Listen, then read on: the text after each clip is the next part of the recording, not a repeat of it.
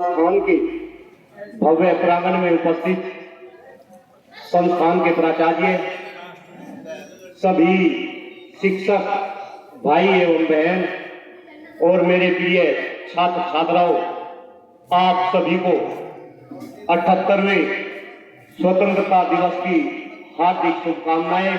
आपको बहुत बहुत बधाई। बच्चों, अभी 6 दिन पहले यानी 9 तारीख को मुझे आपके इस संस्थान में आने का अवसर मिला। 2 पौधे रोपित किए इस संस्थान के अंदर, और तभी आदरणीय प्रधानाचार्य जी से बात हुई कि भाई 15 अगस्त के उपलक्ष्य में मुझे इन्विटेशन मिला, और आज ग्रेटर नोएडा से सुबह चल के मैं आप सभी के बीच हूं इस स्वतंत्रता के महापर्व को सेलिब्रेट करने के लिए। मेरे बच्चों, इस देश के भारत भाग्य विधाता आप है। मैंने उस दिन भी बच्चों से, कुछ सीनियर बच्चे उधर बैठे, उन बच्चों को याद होगा, यही बात मैंने उस दिन कही थी कि आने वाले समय में इस देश को चलाने वाले आप होंगे। आप में से ही कोई इस देश का मुख्यमंत्री बनेगा, कोई सूबे का, कोई देश का प्रधानमंत्री बनेगा, कोई सूबे का मुख्यमंत्री बनेगा, कोई अच्छा डॉक्टर बनेगा, कोई अच्छा इंजीनियर बनेगा। आप बच्चियों में से आने वाले समय में कोई इंदिरा गांधी बनेगी, कोई कल्पना चावला बनेगी, कोई विनीश फोगाट बनेगी। तो मेरे बच्चों, कहीं न कहीं हमें आज के इस दिन उन सभी वीरों को याद करना चाहिए, करना पड़ेगा, जिनकी वजह से आज हम आजादी के अंदर सांस ले रहे हैं। मेरे बच्चों, आपको सभी को पता है कि ये देश 200 सालों तक अंग्रेजों का गुलाम रहा, और आज ही के दिन यानी 15 अगस्त 1947 को ये देश अंग्रेजी हुकूमत से आजाद हुआ, और उसी का ही कारण है कि आज हम आजाद हिंदुस्तान के अंदर अपनी सांसें ले रहे और इस आजादी के पर्व को हम सेलिब्रेट कर रहे। लेकिन मेरे बच्चों, यहाँ पर बात ये भी समझने वाली है कि आखिरकार हम गुलाम क्यों हुए, हम गुलाम क्यों हुए, और फिर हमने कितना बलिदान दिया, और उस बलिदान के बाद हमें कैसे आजादी मिली। जब मैं ये सोचता हूँ कि हम गुलाम कैसे हुए, आप सोचो, जब अंग्रेजों ने हमें गुलाम बनाया तो उस समय अंग्रेज केवल मुट्ठी भर थे, और अगर मैं जनसंख्या की बात करूं तो हिंदुस्तान के अंदर कम से कम 10 गुना जनसंख्या थी अंग्रेजों के मुकाबले। लेकिन फिर भी अंग्रेजों ने हमें गुलाम बनाया।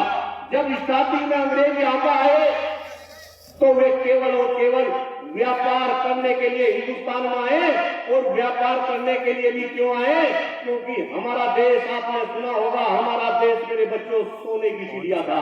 कभी हमारा देश विश्वगुरु हुआ करता था, पूरे विश्व के अंदर हमारा डंका बजता था। लेकिन जब अंग्रेज यहाँ पर व्यापार करने के लिए आए तो उन्होंने व्यापार ही नहीं करा, धीरे धीरे हमें क्या बना लिया, गुलाम बना लिया मेरे बच्चों। और वो गुलामी की जंजीर हमारे पैरों में कितने सालों तक रही, लगभग 200 साल। भाई जोता तालियां, बहुत अच्छे बच्चे हैं, सारी बात को समझते हैं बच्चे। 200 साल तक ये देश गुलाम हुआ, अंग्रेजों के चंगुल में हम फंसे रहे, और अंग्रेजों ने केवल और केवल हमें गुलामी नहीं बनाया, अंग्रेजों ने हमारे देश को लूटा, हमें यातनाएं दी। और जब आजादी के लिए इस देश के अंदर जो मतवाले थे उन्होंने संघर्ष किया, तो मेरे बच्चों, मुझे आज के समय में नाम याद आ रहा सरदार भगत सिंह का, सुखदेव का, राजगुरु का, चंद्रशेखर आजाद का। कितने लोगों ने इस देश की आजादी में अपना संघर्ष दिया। जब हम सरदार भगत सिंह को याद करते हैं मेरे बच्चों, मात्र कितने साल की उम्र में, सब बच्चों को पता होगा कितने साल की उम्र में सरदार भगत सिंह फांसी के फंदे पे झूल गए थे। कोई बच्चा बताएगा कितने साल की उम्र में? मात्र 23 साल के लिए। जोरदार तालियां भाई बच्चों के लिए। मात्र 23 साल की उम्र में सरदार भगत सिंह फांसी के फंदे पर अगर झूले तो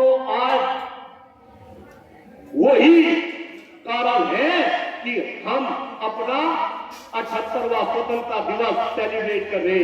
और मेरे बच्चों, आप देखो, सरदार भगत सिंह जब जेल गए, मैं सरदार भगत सिंह के बारे में जब पढ़ता हूं तो मेरी रूह कांप जाती है। सरदार भगत सिंह ने असेंबली के अंदर बम फेंका। अगर सरदार भगत सिंह चाहते तो बम फेंक कर वहां से भाग सकते थे, लेकिन वे भागे नहीं, वे गिरफ्तार हुए। इसके बाद सरदार भगत सिंह जेल गए और जेल के अंदर भी उनका संघर्ष जारी रहा। और मेरे बच्चों, आपकी जानकारी के लिए बता दूं कि जब जेल के अंदर सरदार भगत सिंह गए तो वहां पे भी उन्होंने संघर्ष किया। जो अंग्रेजी कैदी थे और हिंदुस्तानी कैदी थे, जेल के अंदर दोनों डिफरेंस होता था। जो हिंदुस्तानी कैदी होते थे उनको खाना अच्छा नहीं मिलता था, उनको कपड़े अच्छे नहीं मिलते थे, उनको पढ़ने के लिए किताबें नहीं मिलते थे। कहीं ना कहीं जो जेल के कानून थे, ये सारी की सारी बातें उनके विरुद्ध थी। वहां पर भी सरदार भगत सिंह ने संघर्ष किया और सरदार भगत सिंह ने यह ऐलान किया कि जब तक समानता कैदियों के बीच में नहीं रहेगी, वो खाना नहीं खाएंगे। और मेरे बच्चों, कोई बच्चा बताएगा सरदार भगत सिंह ने कितने दिन तक जेल के अंदर खाना नहीं खाया है? कोई बच्चा जो बताए? 64 दिनों तक। कितने दिनों तक? 64 दिनों तक। यानी कि आप सोच कर देखिए कि 64 दिन के अंदर कोई खाना नहीं खा रहा। जब सरदार भगत सिंह का वेट लिया जाता था, वजन लिया जाता था, तो सरदार भगत सिंह का वजन बढ़ा हुआ मिलता था, न कि घटा हुआ। क्योंकि सरदार भगत सिंह के अंदर आजादी का, अपने देश के प्रति जोश था, जज्बा था। और सरदार भगत सिंह ने एक लेटर लिखा अपनी माता जी के नाम। और सरदार भगत सिंह ने लिखा कि जब मुझे फांसी दी जाए तो मेरे शव को लेने के लिए माता जी ले आए। कुलविंदर उनके छोटे भाई थे, उनको भेजकर मेरा शव जेल से बाहर ले जाया जाए। और उन्होंने लिखा कि अगर मेरी माता जी जेल के अंदर आएगी, मेरे शव को लेकर जाएगी, तो माता जी रोएगी।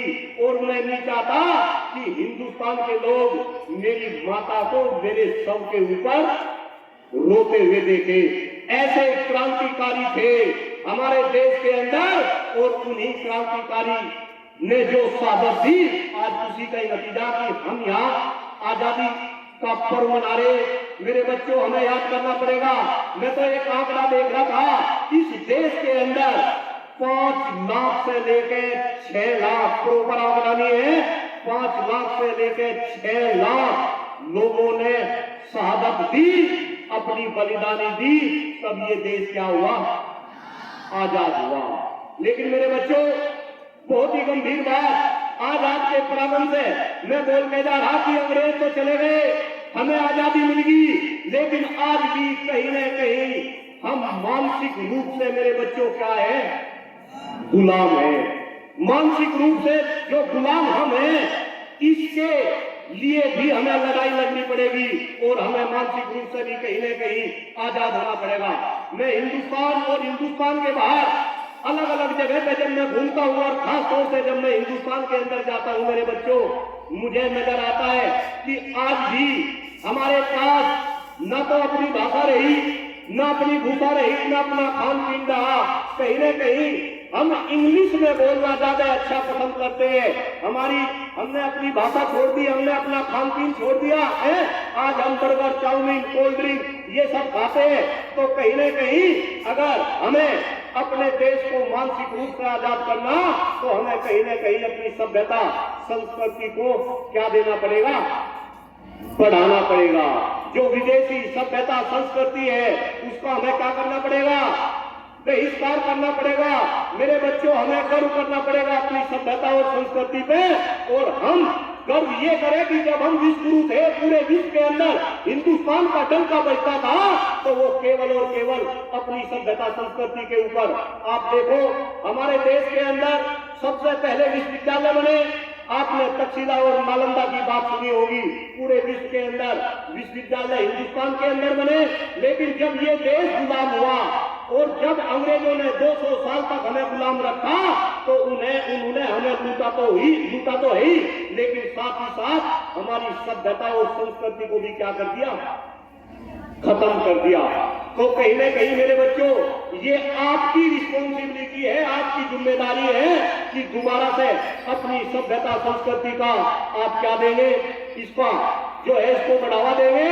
और आने वाले समय में देश के प्रधानमंत्री आदरणीय नरेंद्र मोदी जी सहित सभी का सपना है कि ये देश 2047 तक जब हम आजादी का कौन सा पर्व मनाए, 100वां पर्व मनाए, तो ये देश क्या बने, ये देश विकसित बने, ये देश दोबारा से विश्वगुरु बने। लेकिन फिर गंभीरता के साथ मैं कह रहा, इस देश को नेता बनाने वाले, इस देश को विश्वगुरु बनाने वाले नेता नहीं होंगे, इस देश को विश्वगुरु बनाने वाले कौन होंगे मेरे बच्चे, आप होंगे। फिर कह रहा, आप में से ही मोदी बनेंगे, आप में से ही योगी बनेंगे, आप में से इंदिरा गांधी बनेगी, आप में से ही कल्पना चावला बनेगी। तो मेरे बच्चों, आपको संघर्ष करना पड़ेगा, शिक्षा आपको अच्छे से ग्रहण करनी पड़ेगी। ऐसे गुरुजनों के सानिध्य में आप हो, इनको भी मैं हृदय की गहराई से इनका वंदन करता हूँ, अभिनंदन करता हूँ। मुझे आजादी के इस पावन पर्व पर यहाँ बुलाया, अपना उद्बोधन आपके सामने मुझे रखने का मौका मिला। आप सभी का बहुत बहुत आभार, बहुत बहुत धन्यवाद। एक बार मेरे साथ भारत माता की, भारत माता की, भारत माता की, इंकलाब, इंकलाब, इंकलाब। जय जवान, जय जवान, जय जवान। बहुत बहुत धन्यवाद। जय हिंद, जय भारत, भारत माता की जय।